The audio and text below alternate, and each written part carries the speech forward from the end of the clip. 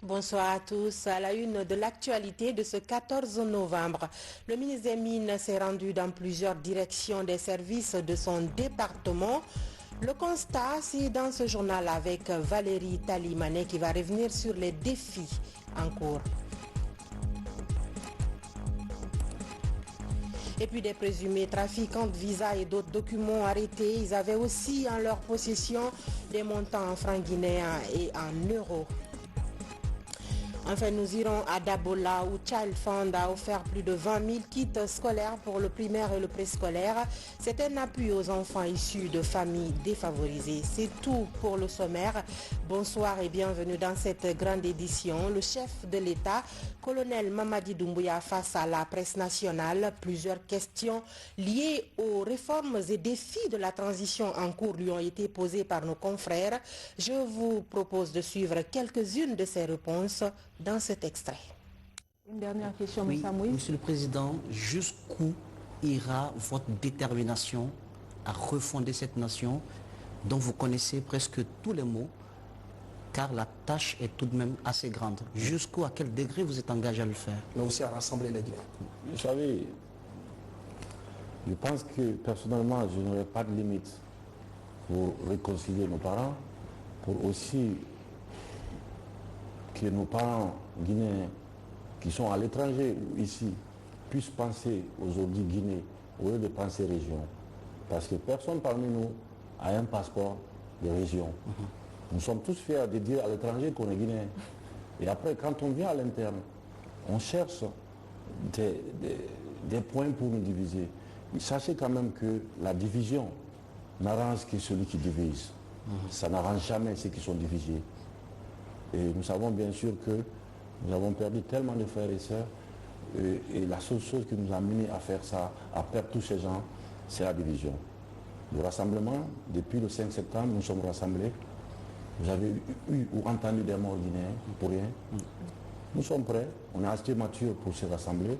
On est tous, je pense, je ne suis pas le seul déterminé, nous sommes tous déterminés ici à refonder notre pays et à ce que notre pays puisse vraiment briller dans le concert des nations. Et cette démarche, je ne suis pas le seul déterminé. Tout le monde est déterminé. Toutes les filles et fils de la Guinée sont aujourd'hui déterminés. Et je pense que personne ne peut arrêter cette détermination. Une toute dernière question, Monsieur le Président. Quel héritage comptez-vous laisser à la fin de cette transition? L'héritage pour moi, c'est de vivre ensemble. Et quand je dis aux étudiants de tuer l'ethnie, pour moi, ça a un sens. Le sens, c'est que nous arrivons tous ensemble à construire des choses. Mais politiquement, nous avons pris l'habitude de s'aligner derrière l'ethnie et qui détruit, ça ne construit rien du tout. Et l'héritage que nous voudrons laisser à nos enfants et à nos petits-enfants, c'est qu'il faut toujours qu'on sache que la Guinée nous appartient tous et que nous avons tous un rôle à jouer pour développer notre pays. Nous avons tous le devoir d'aimer l'autre. Et la haine de l'autre ne construit pas, ne construira jamais. Et aujourd'hui, nous devons nous donner les mains pour laisser un bon héritage à nos enfants, qui est le rassemblement, qui est l'inclusivité, qui est l'écoute de l'autre, qui est aussi l'amour de l'autre, pour qu'on puisse tous ensemble faire avancer le pays. Oui, vous suivrez l'intégralité de cette grande interview du président de la transition, colonel Mamadi Doumbouya, juste après ce journal.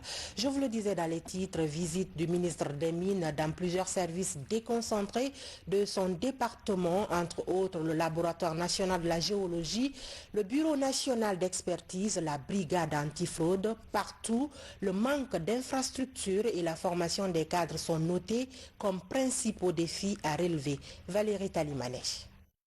Le ministre Moussa Magasuba se veut plus proche de ses collaborateurs.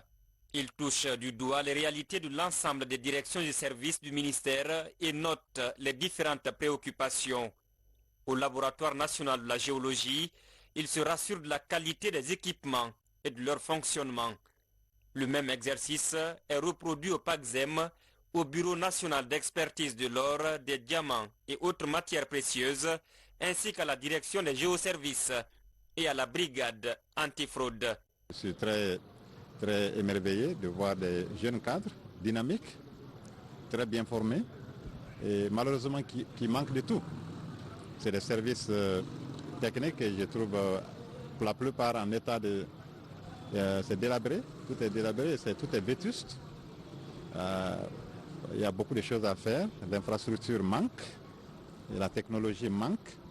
Donc franchement, il faut du renouveau.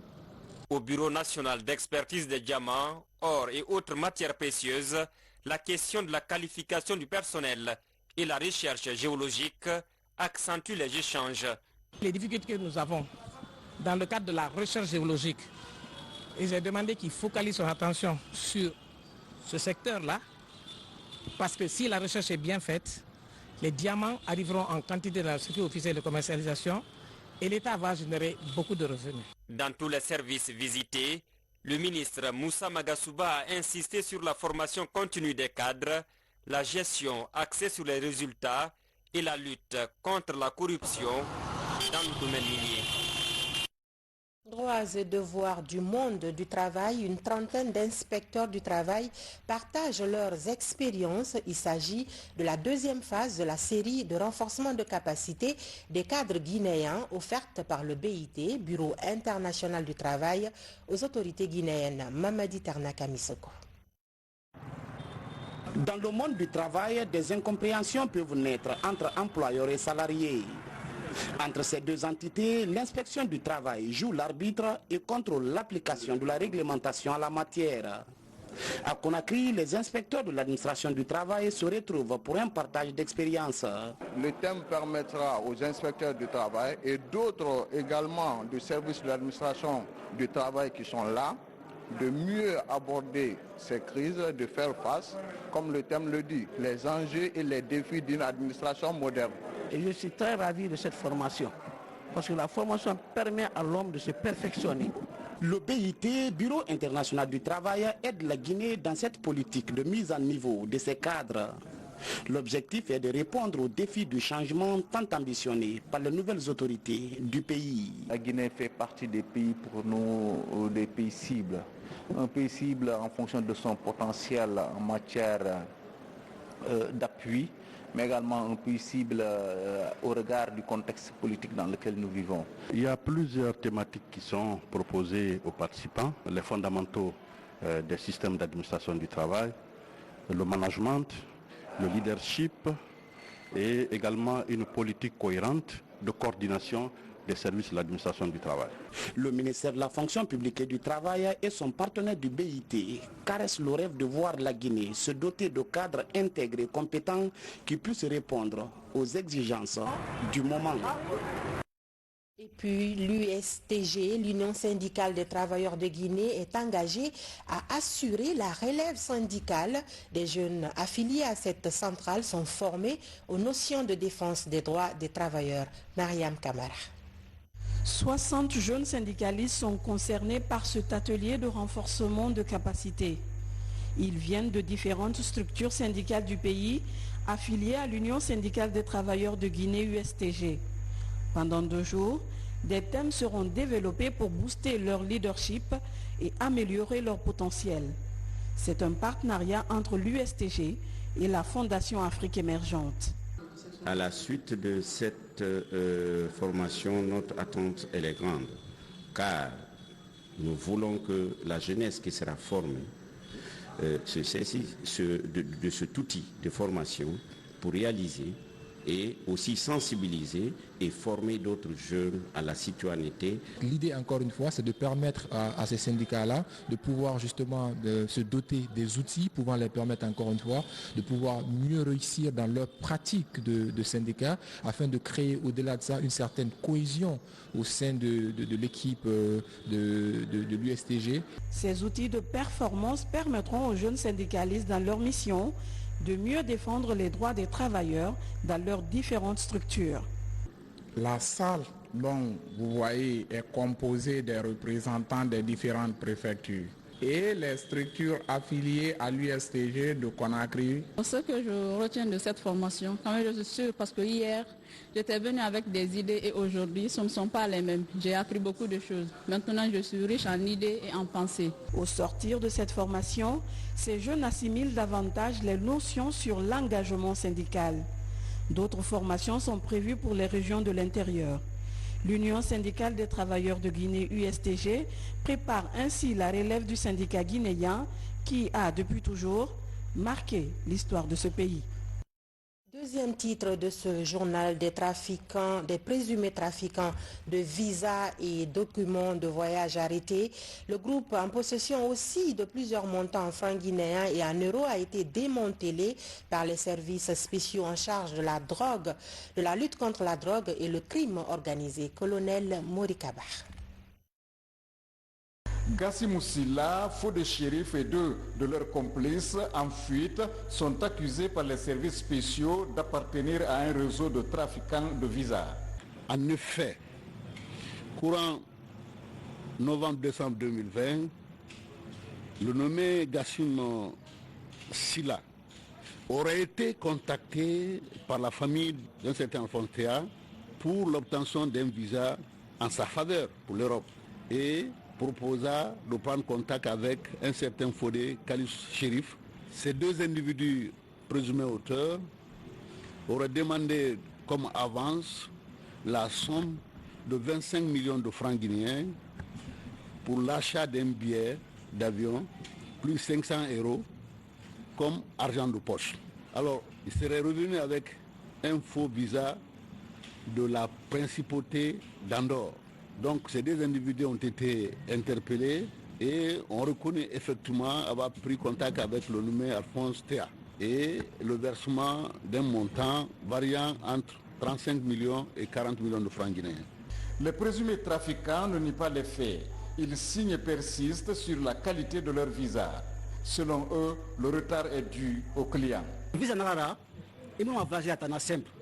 C'est un bon visa, mais de courte durée. Le client ne devrait pas retarder le paiement du frais de visa. Visa to meneto amato c'est propre et 25 millions sont à la narakani ayamoui. Ana dossier na fera birima quitté. Ana au malitaire. Quand ils ont compris que c'est bon, ils m'ont payé 25 millions. Après, mon gars a demandé le reste, qu'ils ont rajouté 15 millions. Na sigana a vérifié c'est propre. Les enquêteurs de services spéciaux disent avoir interpellé plusieurs trafiquants de toutes sortes. Seulement, ils n'ont jamais été condamnés à la hauteur de leur forfaiture, ce qui, selon eux, favorise la récidive. Des matériaux pour la construction du hangar du marché de Bonfi remis au gouvernorat de Conakry. C'est une contribution du groupe Wassolon Mining et Odav Multi-Industrie d'une valeur de plus de 200 millions de francs guinéens. Moussa Bangoura, Ousmane Kamara. Le gouvernorat de Conakry continue de recevoir des dons pour les travaux de construction du hangar du marché de Bonfi dans la commune de Matam. Ce sont des chargements de sable, de blocs et de fer à béton qui ont été remis aux autorités de la ville. Un geste du groupe Wassolon Mining et Odav Multi-Industrie. Nous réaffirmons toute nos fermes volontés d'accompagner Madame la gouverneure. Nous sommes prêts à l'accompagner dans sa démarche qui s'inscrit dans la vision du président de la République, celle d'assurer aux femmes le bien-être. On est vraiment ravis pour rendre le service vers Madame Excellence la gouverneure de la ville Conakry. C'est notre brave maman qui a vraiment besoin de développement des pays. J'ai venu vers maman pour présenter notre contribution pour le pays. La gouverneure de Conakry se réjouit de cet appui en faveur des femmes marchandes de Bonfi. Tous les travailleurs du gouvernorat et ma personne, pour nous, remerciements à la société qui a vraiment pensé à répondre à notre inquiétude face à cette situation.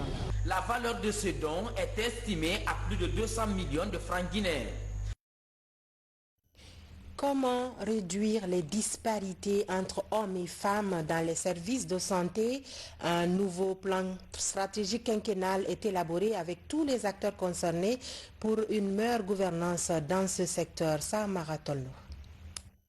Faire de l'approche genre et équité un outil de développement, de programmation, de planification et de budgétisation afin de réduire les disparités entre les hommes et les femmes, c'est la toile de fond de cette rencontre. Pour atteindre cet objectif, représentants de la société civile et d'institutions nationales et internationales, cadres du ministère de la Santé, élaborent un plan stratégique pour les 5 prochaines années. L'objectif de cette rencontre, c'est de doter le service genre et équité du ministère de la Santé d'un plan stratégique pour l'intégration de la dimension genre et violence basée sur le genre dans les programmes et projets du ministère de la Santé. Le nouveau plan stratégique genre, une fois adopté, va réduire le fossé entre hommes et femmes dans les services de santé, mais aussi faire la promotion des personnes porteuses de handicap. Le document qui va être rédigé, ce sera dans le sens de la sensibilisation pour que les hommes et les femmes comprennent qu'il y a l'égalité entre l'homme et la femme. Les tâches sont bien reparties. Donc, l'homme a le droit et le devoir en famille, c'est tout comme la femme aussi a son droit et le devoir en famille. Nous sommes impliqués pour aider à élaborer leurs documents, pour les aider à mettre en œuvre leur plan stratégique, les accompagner. Ensuite, du point de vue financier, c'est surtout nous les appuyons pour mettre en place les outils nécessaires pour pouvoir rendre opérationnel ce plan stratégique. Le nouveau plan stratégique genre, une fois adopté, va réduire le fossé entre hommes et femmes dans les services de santé, mais aussi faire la promotion des personnes porteuses de handicap. Santé toujours, ce 14 novembre a été célébrée la journée mondiale du diabète. Les efforts dans la lutte contre cette pathologie ont été rappelés, une occasion saisie également par l'Harmattan Guinée pour dédicacer le livre du professeur Nabi Moussa Baldé qui relate le vécu et les résiliences des enfants contre le diabète. Mohamed Trois Camara. Le 14 décembre de chaque année, le monde entier célèbre la journée internationale du diabète. En Guinée, les spécialistes en la matière et les personnes atteintes de la maladie et leurs parents se retrouvent pour débattre de toutes les questions liées au diabète. L'accès à la qualité des soins, le respect d'une alimentation saine et la pratique régulière du sport ont été également évoqués. Le représentant de l'OMS en Guinée a réaffirmé l'engagement de son institution à accompagner la Guinée afin de lutter contre cette maladie. Je vais vous rassurer que nous, l'Organisation mondiale de la santé, avec les partenaires techniques et financiers, nous sommes prêts à accompagner le ministère de la Santé, surtout dans cette nouvelle initiative qu'on appelle aujourd'hui le Pacte mondial contre le diabète. Le thème retenu cette année pour célébrer la journée internationale du diabète est accès aux soins du diabète. Et si ce n'est pas maintenant, quand? Une célébration qui a coïncidé avec la dédicace du livre intitulé « Vécu et résilience des enfants diabétiques en Guinée » sous la direction du professeur Nabi Moussa Baldé, édité par l'Harmattan Guinée. Pénible pour moi également avec les interdits, mais avec le programme CDIC Changer le diabétisme, ça m'a beaucoup aidé. De là, j'ai compris que je n'étais pas seule à avoir le diabète, j'ai vu d'autres enfants, donc cela m'a réconfortée.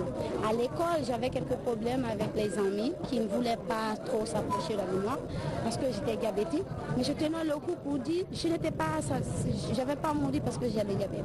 Ce livre avec l'Harmattan Guinée pour partager le vécu des personnes diabétiques, les enfants que nous suivons à travers le pays, qui ont partagé leur vie avec le diabète, les souffrances, les difficultés, mais également les réussites. Ces enfants témoignent dans le livre de ce qu'a été l'irruption du diabète dans leur vie, de comment ils ont trouvé les ressources nécessaires au fond d'eux-mêmes pour faire face à cette maladie. Pour donner un cachet particulier à la célébration de cette journée, le ministère de la Santé organise plusieurs activités dans les 5 communes de la capitale et à l'intérieur du pays. Il s'agit notamment de la campagne de sensibilisation pour expliquer aux uns et aux autres comment gérer la maladie du diabète chez les personnes atteintes. Une conférence débat a eu lieu sur la transition politique à l'université générale Lansana Conté de Sonfonia. Les échanges étaient axés sur la transition politique et la refondation de la République de Guinée. C'est une initiative de la faculté des sciences juridiques et politiques de ce temple du savoir avec pour objectif d'impliquer tout le monde dans la construction d'un véritable état de droit en Guinée. Tierno Younousabar. Transition apaisée et inclusive, les universités entrent dans la danse. La question mobilise étudiants et encadreurs à Sonfonia. L'ambition est de cultiver le débat démocratique au sein de la communauté universitaire. Toutes les grandes réformes qui mènent un État à un développement durable, il faut que l'université de manière générale soit impliquée parce que c'est le laboratoire du savoir. Le débat porte sur la transition et ses enjeux. Ici, les étudiants sont outillés sur la notion de la refondation de l'État. Avec les nouvelles autorités, on a exprimé, n'est-ce pas, un certain attachement au palais de justice. Pour preuve, le président de la transition a reconduit le Conseil supérieur de la magistrature en maintenant la formule qui était consacrée dans la Constitution du 7 mai 2010 relative à la nomination des magistrats. La Guinée a un tournant décisif depuis l'avènement du CNRD. À Sonfonia, les participants semblent comprendre le sens d'une transition. Dans les années précédentes, même les transitions que la Guinée a connues, on n'a pas eu de conférence qui nous permettait de dompter et de connaître le sujet de constitution ou plutôt des textes qui faisaient office de constitution. Mais cette fois-ci, on voit de grandes réformes et de grandes portées quant à l'inclusivité des jeunes et aussi du milieu universitaire dans l'élaboration, pourquoi ne pas dire l'évolution de la Guinée. Prochainement, les débats d'idées vont se transporter dans d'autres milieux professionnels, histoire d'impliquer les citoyens à tous les niveaux dans la construction d'un état de droit, comme souhaitent les nouvelles autorités. Nous partons à Dabola où l'ONG Child Fund vient d'offrir 20 000 kits scolaires à 2000 élèves du préscolaire et du primaire, un soutien aux enfants issus de familles vulnérables afin de faciliter leur éducation de base. Abdul Karim Kamara. District de Kalela, préfecture de Dabola. Ici, les élèves de 3 à 5 ans et ceux de 6 à 14 ans sont assistés chaque année en fourniture par Child Fund Guinée selon les critères de vulnérabilité. Parmi les enfants de Babagale Camara, 5 en ont toujours bénéficié jusqu'à la fin du cycle primaire.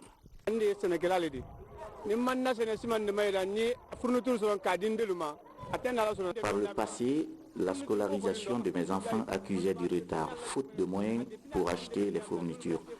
Aujourd'hui, je ne me préoccupe que du manger de la famille, car l'achat de ces kits n'est plus à ma charge grâce à Dinkadi. Comme à Kalela, 2000 enfants de 6 autres communautés sont bénéficiaires cette année de plus de 20 000 kits scolaires, dont 5 500 cahiers. En l'espace de 10 ans, l'initiative est pilotée par la fédération d'Inkadi.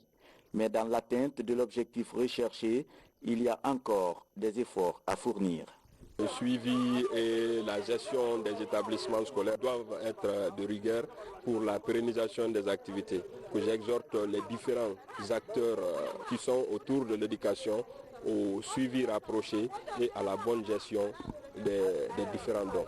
Nous demandons aux autorités aussi qu'ils nous viennent beaucoup en aide parce qu'aujourd'hui Dabola a un manque à gagner en ce qui concerne l'effectif, le personnel en enseignant. Nous avons un besoin de plus de 500 enseignants aujourd'hui qui doivent venir pour sauver l'avenir des milliers d'enfants. Dans le même registre, 10 enseignants communautaires pour le primaire et 45 encadreurs dans le préscolaire sont aussi assistés en fourniture. Les communautés concernées par le projet sont Arfa Moussaya, Dabola Koro, Fadama, Fela Amdalay, Eremakono, Kankama et Kalela.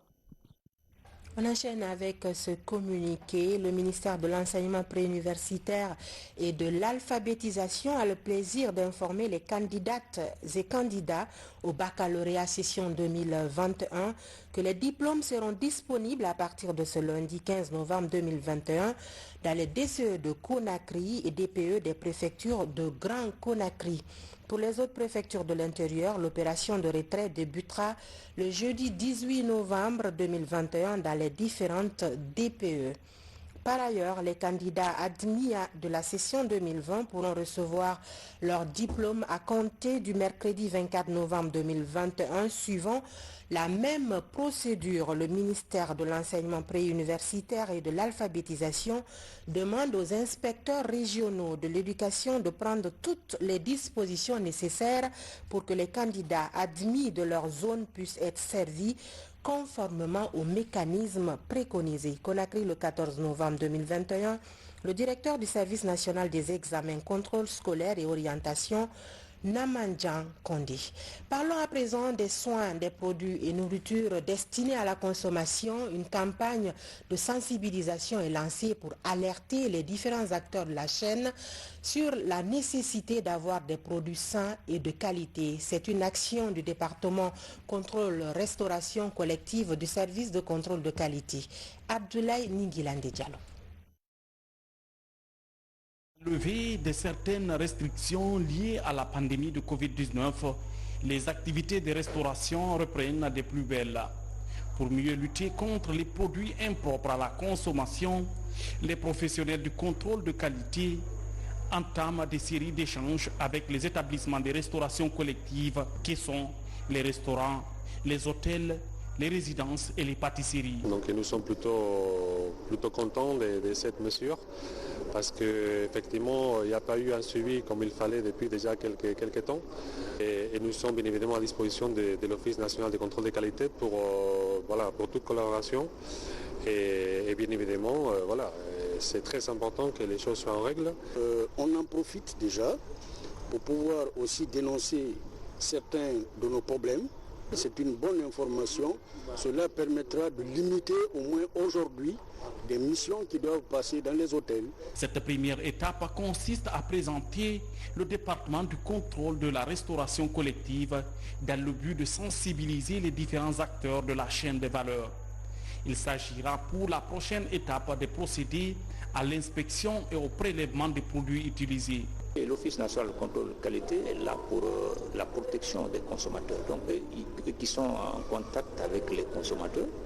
Donc il faut que nous travaillions main dans la main pour protéger les consommateurs. Donc il faut que nous les sensibilisons sur vraiment l'hygiène, la bonne qualité des services qu'ils livrent aux consommateurs. À travers cette mission de prise de contact, le département de restauration collective entend imprimer une nouvelle dynamique au secteur du contrôle de qualité des produits en vue de mieux protéger les consommateurs guinéens.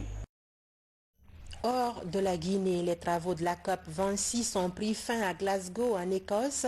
Mais que retenir, par exemple, de la présidence de la Guinée, du groupe des 77 plus la Chine, des différentes négociations ou encore du bilan de la participation guinéenne? Suivez ces éléments de réponse de notre envoyé spécial, Mamad Alpha Baldi. Après 2 semaines de négociations, de rencontres d'échanges et de recherche de financement, la délégation guinéenne tire une note positive de sa participation aux travaux de la COP26 et de son leadership à la tête du G77 plus la Chine. Le Fonds vert climat, la BAD ou encore le secrétaire général des Nations Unies, la délégation de Conakry a pris contact et présenté des projets. Mais une responsabilité qui est en train d'être assumée avec fierté, parce qu'au jour d'aujourd'hui, nous tendons vers des résultats tangibles.